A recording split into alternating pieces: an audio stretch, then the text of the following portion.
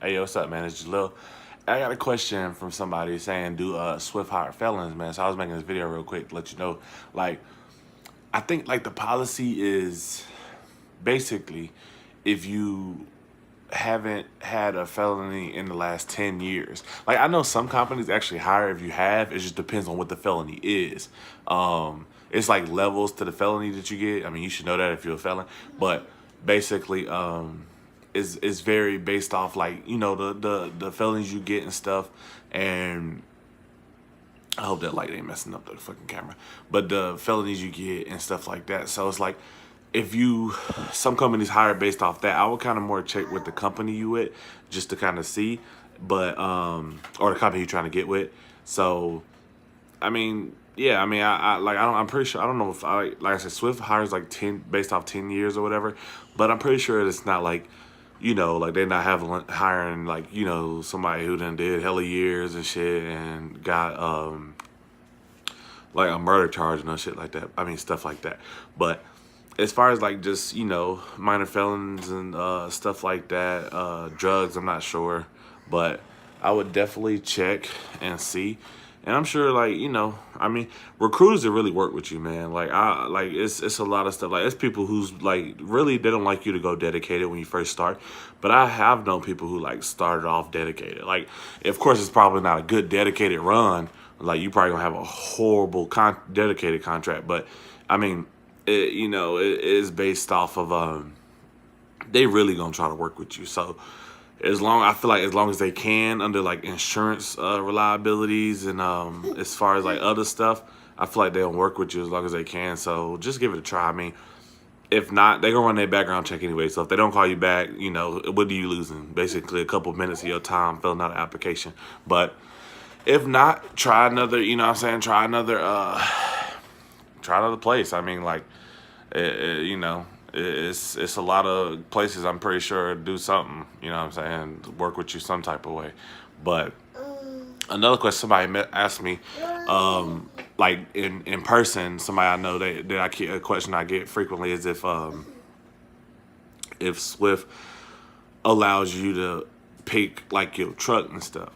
And it's like I don't really understand that question. Like most people ask, I'm like, or do you like, you know? So I ask a lot of them, do you mean like the make of your truck, or do they allow you to pick a new truck? Because like I mean, I think I said in the video before, Swift only, from my understanding, keeps 3-year-old trucks, and they do that before it's based off of either 3 years old or a certain amount of mileage. If you reach a mileage fast, which happens a lot with team trucks, if you reach a certain limit of miles, they'll actually sell your truck because they try to basically get a certain amount of money for the trucks they sell. So if you reach a certain, they got like a limit on miles. So if you're getting close to that mile, more likely they're gonna make you switch trucks. But the good thing is I haven't really heard too much about people downgrading in trucks. So that's a positive. I mean, the way I see it, it sucks moving all your stuff from a truck to truck. I hate that. That's the worst. I've had to do it twice. Both times was because of mechanical issues. And they weren't gonna be able to fix it in a certain amount of time. So they basically was like, you gonna have to get a new truck. So like I said, both it wasn't a downgrade. Both of them was upgrades. So I mean, you know, it's just kind of one of those things that happen.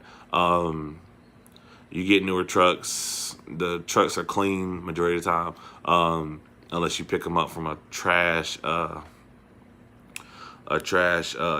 But I mean, like you know, I picked up one in Ocala. Picked up my last one in Greer. So it's just kind of one of those things, man. You really can't, you can't really base that. If you're talking about like makes and stuff, that's gonna vary. I mean, like I don't understand it because I know most of Swift trucks is Freightliners. So with that being said, you know what I'm saying, there's not much you could do about that. Like if they give you whatever they assign you, they assign you. But I've seen people with different trucks, so it's like I don't know if like I've seen a couple internationals.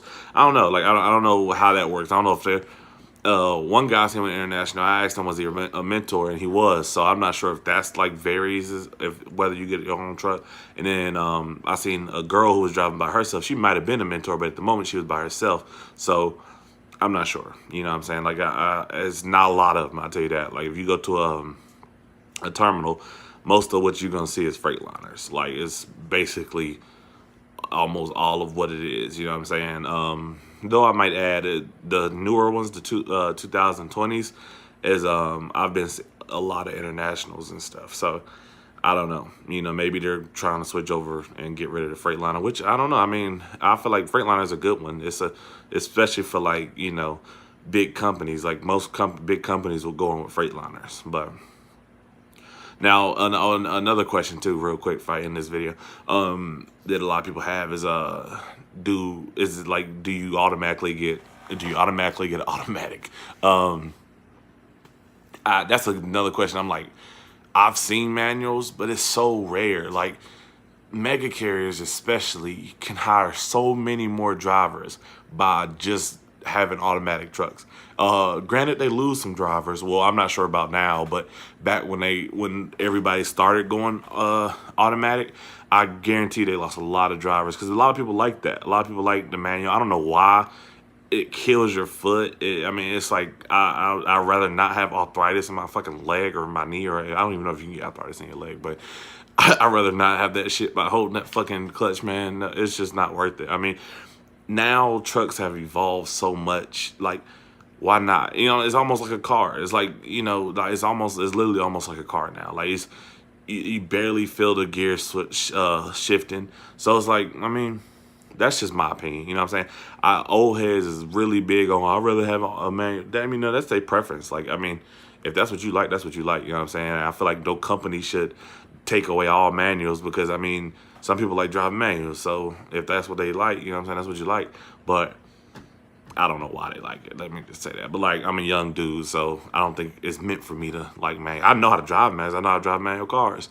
Would I ever own one that I drive daily? No. I mean, it's almost like you're forcing yourself to.